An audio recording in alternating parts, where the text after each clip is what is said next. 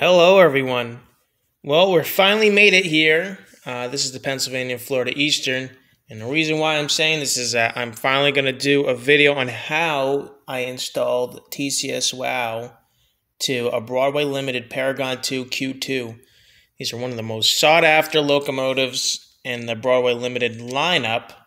Well, that goes across all generations because they made only 2 runs of these Q2s in Paragon 2, and they haven't been made ever since. Now, these are very beautiful models. I'm sorry if the lighting's not doing a lot of justice. Let me tilt this to the side, but these engines have such great detail. Like, they are very nice. They run really nice. And I have to say, these are probably one of Broadway's best locomotives that they've made. These are brass hybrids. However, I reckon that these are actually more brass than probably the more modern brass hybrids. I mean, this truck right here is metal. It's not plastic. Definitely is metal. I believe the front truck as well is metal. These steam pistons are all, the chests are metal as well.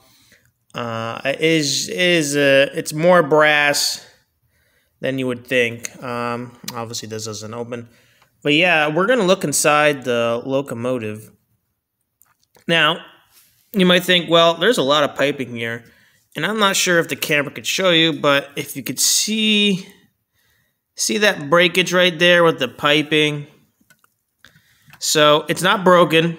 That is actually supposed to not connect to the rest of the piping that goes across here.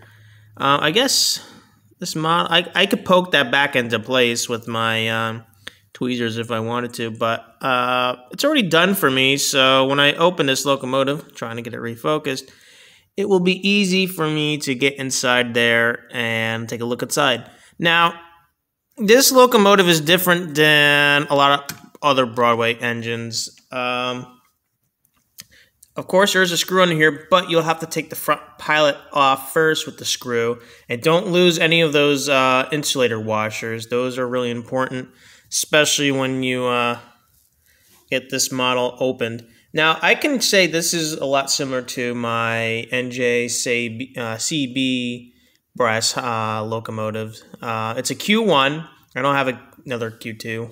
I only have 2. I have a Q1. That's by NJCB. And that one's fully brass. However, the way how they have this locomotive set up is pretty similar. So in the next scene, we're going to open up the locomotive, and I'm going to tell you why and get into the process of that. Alrighty, so this front truck right here has a V-shaped groove. So when you put it back on, make sure the V-shaped groove. And there's some grooves over here, under here that help guide you which way this groove should be facing. So it just flipped over now. Now you have to unscrew this piece in order to get the front end of the boiler separate from the chassis. It's amazing how much this is actually brass, and I believe the rest is die cast, but I'm not 100% sure. I don't want to scratch the paint to figure out. And then there's some screws in the rear right there. So it's very similar to older brass models. So I'm kind of curious where this tooling came from. This is you don't see this unless I don't have any of the other brass hybrid models. I don't have the S2.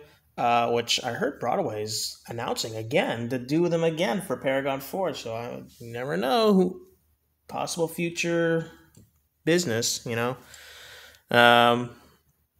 But yeah, it's very unorthodox, this model. It's more like a brass model that you would seen in the 90s, 80s, and earlier. Mostly 90s and 80s, like NJCB. So I'm kind of curious if this was actually a tooling for another company. This thing's stuck, which is kind of annoying. But yeah, well, I'll get to the part where we have the shell off. When you take the shell off, make sure that those metal pipings that I explained previously that they're disconnected to the front piping so that it'll come off easy and you don't hear any snapping sounds. You don't want to damage model. So just take it slowly. Have a pair of tweezers with you so that you can make sure that they're disconnected from their sockets to the other piping that goes up to the front so that it'll be easy to take off. All right, see you in the next segment where we have the shell off. Alrighty, so now I have unscrewed those parts. So as you can see, this is a better visual idea of where those pipes are. These are not broken. It's just part of the design. So when you put the shell back on, you can use tweezers to snap these into a socket, or like that. There's a little indentation socket so that these pipes go back into place. So that's pretty cool. Very cool and unique. These are hollow. It's got a little cavity in there, so I guess it was made in a shelling mold or something. But yeah, and this is what that screw is, so don't lose that. Keep it right here. It'll eventually go back somewhere. I think right here, wherever these steam chests go. So yeah, this is where it looks like similar to older brass models. The shell would come off like one big piece like this, and then you wouldn't have much left. You wouldn't have a frame or anything. Well, you would have the frame. This is the frame, obviously. But you wouldn't have like running boards like other Broadway engines. It's just different, you know. Got a nice big fat can motor over here. I'm not sure what this can motor is, but I believe it's a 5-pole. Looks to be one. Very nice can motor. Here we go. We got a better shot right there. So yeah, this is a pretty solid, you know, engine. And the gearboxes are pretty solid themselves. I'm not sure what they are. Yeah, there's some gunk in here. Get that out. Cat hair. Cats. What is that? Oh, that's a pin. Okay, I want to keep that there. Whatever position it is in. There's a little pin there. I didn't see that before on my other Q2. So this is all familiar to me already. I already done a process on doing this TCS WOW install. So I'm really familiar with what's going on here. Pretty much seen everything. Here's a bit of the inside. There is a weight in here, and it is pretty weighty. I will have to unscrew it and take it out so that I can get the smoke unit out. I will have to either bring it backwards, most likely backwards, and then I'll have to take the front boilerplate off. And yeah, I'll show you guys in the next segment of what I'm going to do. Before I do that, here is what the board in the back is. Now, unfortunately, I unscrewed this on my other Q2 to see if there's any lettering on there, and unfortunately, guys, there isn't. So you're gonna have to do this, you know, the old-fashioned way, where you're gonna have to pick and choose a wire and say, well, that is gonna be that, and that is gonna be this. And a lot of these wires are just black, so there's no indication of which is motor plus and motor minus. But since I've done the other Q2, the one on the right, which is the second pin, I want to make sure that there's much light as possible. So let me use my tweezers. This first pin right here, just think of it as the other Broadways. So I would recommend if you're going to do a Q2, make sure you've done other Broadway engines first. This first pin is your right rail, which then goes right over to here. And that will be your right rail. You can also check this. I mean, I can check right now, but it's kind of hard to try and use 3 hands. Your second pin is going to be your motor minus. So in some models, motor minus is pin 2.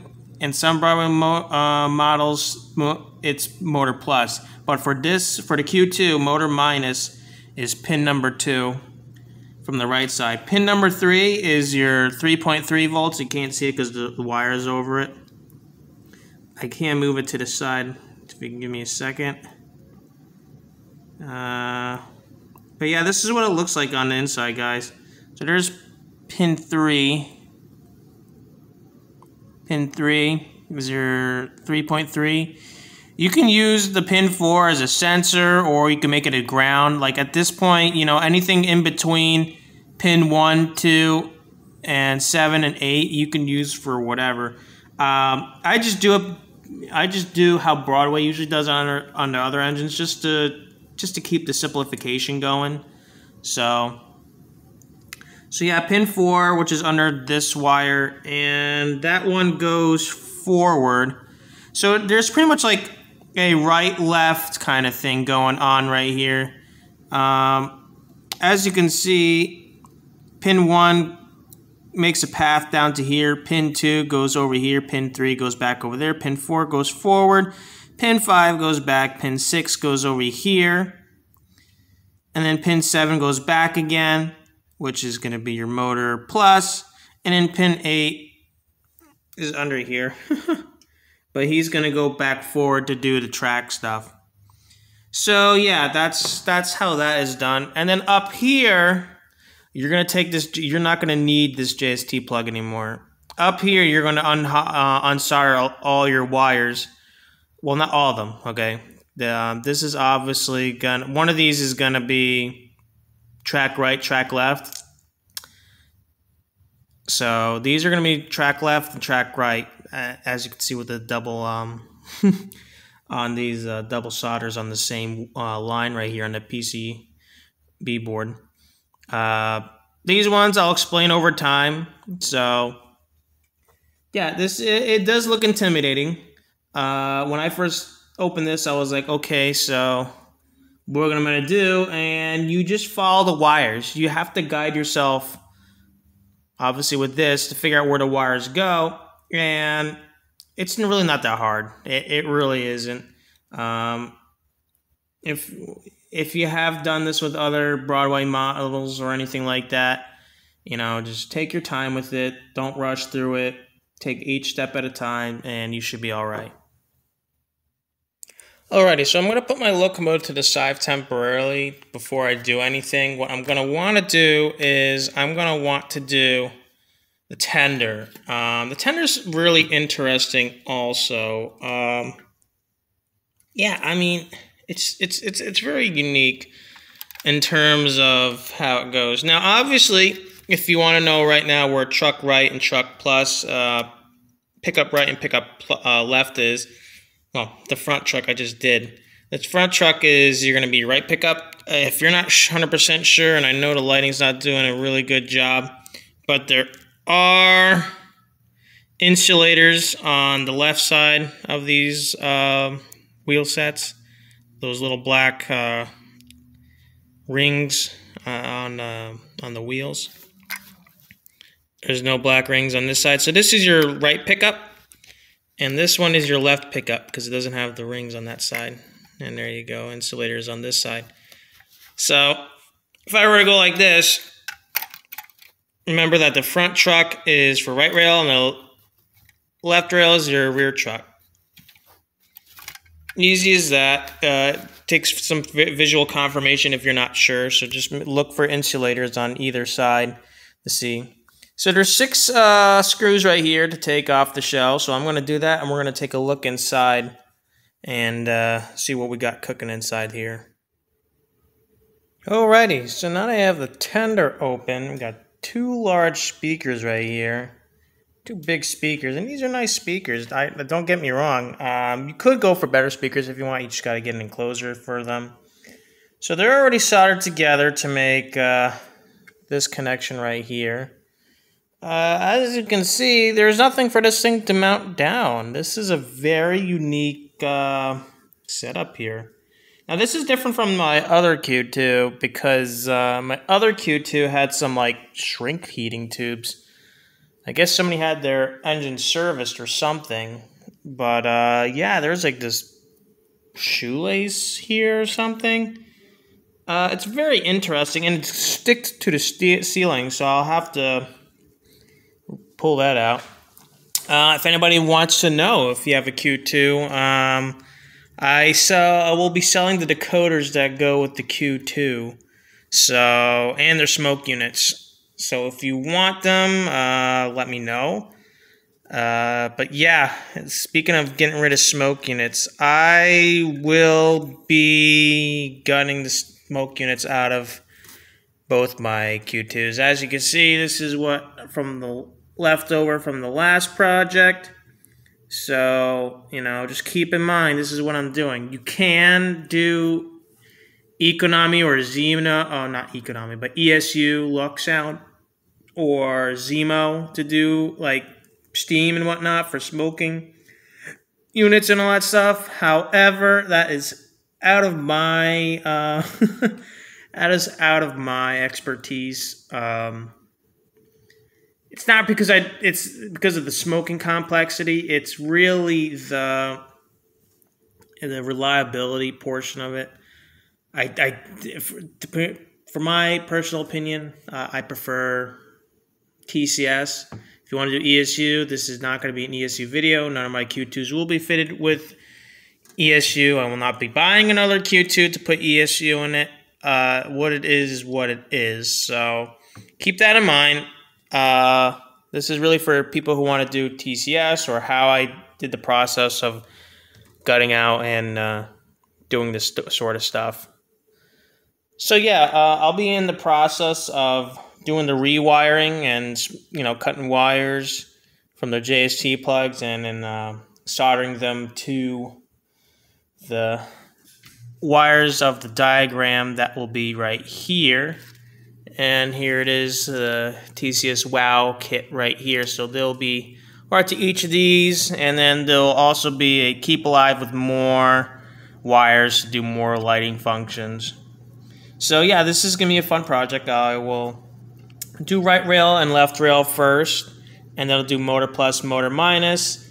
And if it works, I'll let you guys know. And then we'll move to the lighting stage, because I'm going to be adding, since there's no smoke unit anymore, and to make it still cool, I will be adding firebox flicker to this locomotive. It already is in my other Q2, if you've already seen that video of me doing my running session with it. And my, well, I did a little short of it too, so it's kind of hard to see in that short, but it is there. So yeah, I'll let you guys know what the results were.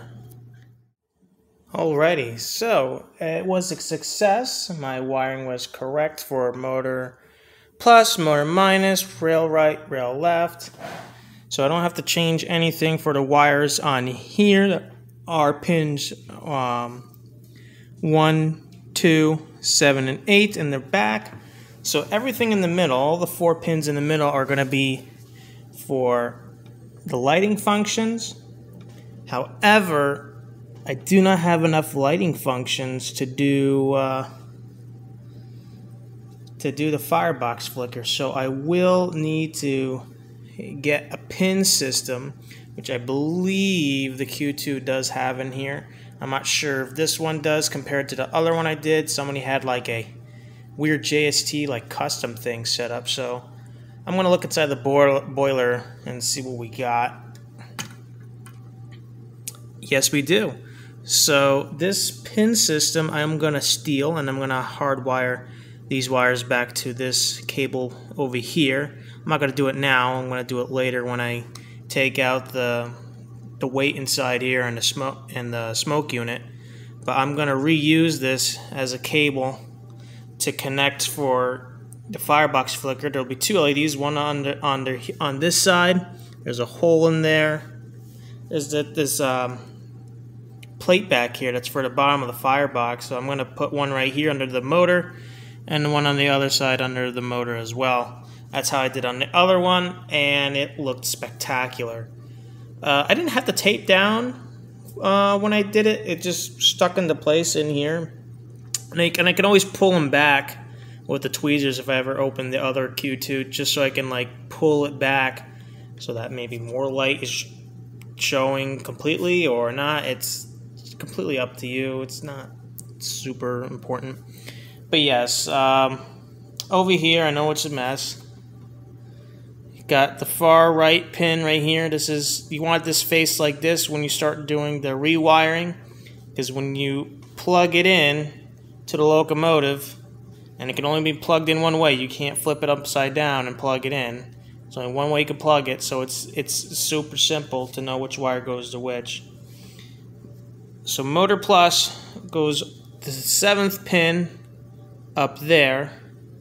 Left rail, which is right here. This is left rail. I had to solder the rear truck, which is always where the coupler is going to be, to this wire that goes to the 7th pin to the locomotive. Solder to this black wire. Based on that diagram over there, it says rail minus black. So that's where that goes. No shorts happened during the testing, so that means my wiring is 100% correct. So there'll be no issues when I do continue with the lighting functions. Now this is the negative, which is going to be on this side. So there's a little bit of mix matching. It depends, you know, if you make a mistake, and I've said it in other videos, you can always interchange these two. So don't heat shrink these yet until you know they're 100% correct. And since they are 100% correct, I'll heat shrink all these connections, these 4 connections here, since they are pretty much checked out and good to go. So the next part will be unsoldering some of these wires for 3 and as well as the 3 point. Well, the reason why I said 3 is 3.3 volts. So that it's basically for the lighting functions, which is this blue wire right here. I'll have to solder all of them to this one wire. I'll have to solder the plus from the rear headlight and from these guys to this to connect to the, well, first of all, you have to get a 1K ohm resistor before you do anything. So make sure you get a 1K ohm resistor before you do any connections. So you want to put a 1K ohm resistor at the end of this wire, solder that to one side of these. It doesn't matter which side you use. Resistors are like speakers. They do not have a polarity, so they will resist in either direction. So you can shorten, you know, the lengths of these, and these are great in 1K ohm resistors. It's really the minimum of what you want to use for lighting functions. And on the other side, that's where you're going to want to make all your connections to all your primary standard, you know, non-flickering lights. When you do the firebox flicker, you can do that if you want to. However, I've had an issue with my Dreyfus Hudson, so I just used the blue wire, splice it from, you know, this, and then I put it after because I'm going to have this Keep Alive pack soldered to the before the resistor and have that then connect to the resistor, and because it doesn't need resistance, this is for keeping, you know, Keep Alive. And after resistor, I can do the, you know, lighting for the flickering firebox LEDs, which I have a bunch of LEDs right there, stocked up on those as well. So yeah, this is going to be fun. I'll see you guys in the next section where I have pretty much more wiring done for the voltage plus, and I'll have a good idea of where we're going to go from there. I'll probably do the headlight wired up as well, and I'll probably do this. It's kind of finicky to get the metal weight out of there, so take your time. Getting it back in there can be a little bit finicky, so again, take your time. So yeah, I'll show you guys in the next section with the new wiring up inside the tender, and then we're going to go to the locomotive and take out the weight in the smoke box, well, smoke unit. But yeah, you know what I'm talking about. Anyways, I'll see you in the next portion. Alrighty, so I have taken out this weight right here. I have the screws right there where smoke unit is. So this weight will go back in there. It's nice heavy weight. It's probably, I don't even know, it's probably lead or something. It weighs about a pound in itself. Pretty nice, really. It's going to be really useful. Taking the boiler head off, taking the wiring out. There's this huge cable here. This stuff will be taken apart. It'll probably be similar to that when it's done. And then I will start cutting some wires, especially this right here for the headlight. I'll just solder the headlight, and I can't really take this completely off no more once I do that, but that's okay. I'm not going to really go much inside the boiler unless I want to add weight, so I don't really need this to come too far off like it is now. So yeah, this will be very, very interesting. I can't wait to see what I can do once I finish taking all the wiring apart. And then I'm going to start working on the locomotive, because right now everything in here seems to be shaped right now. I haven't done the 4th wire, 5th wire yet. The 6th wire, which could go to anything, is probably not going to go to anything. The 4th and 5th wire are going to be for this white wire, the headlight, and for this green wire, which is going to be at the function 1, which is going to be for the cab light. There's no front marker lights to activate, since the marker lights that they do have on there are painted, but they're too small to really, I guess, put an LED in there, and I'm not going to really try and stress or try to do that, so that's fine with me. Another thing is that, let's see, if we look at the diagram again, function 3 will be brown, which will be the rear marker lights where it is tender. I didn't see that goop, but I've never seen that goop before, but that looks, I never saw that on 6195, so that's interesting.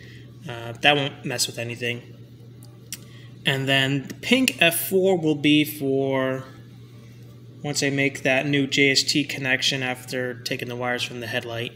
I will be using that for not the marker lights, oh my gosh, the firebox flicker. So that'll be interesting. And then after that, I will do the speakers, and I'll put everything back inside the locomotive.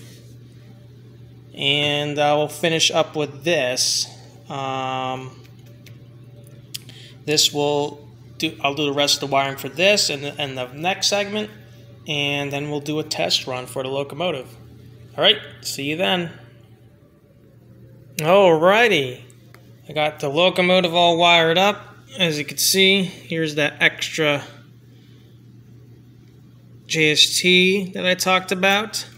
So these guys are wired up to something inside here.